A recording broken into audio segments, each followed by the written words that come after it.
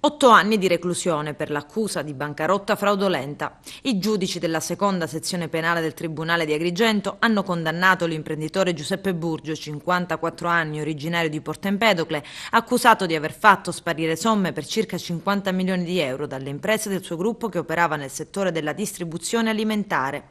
Una settantina di dipendenti e soci costituiti di parte civile hanno ottenuto anche il risarcimento che dovrà essere quantificato in sede civile. L'ex re dei supermercati è stato così condannato in primo grado nell'ambito del processo discount. La linea dei pubblici ministeri Simona Faga e Alessandra Russo è stata accolta quasi interamente. Burgio è stato assolto solo per una contestazione di distrazione di circa 1 milione di euro. I pubblici ministeri avevano chiesto 12 anni e mezzo. Tutto parte dall'indagine della Guardia di Finanza di Agrigento tra il 2011 e il 2012.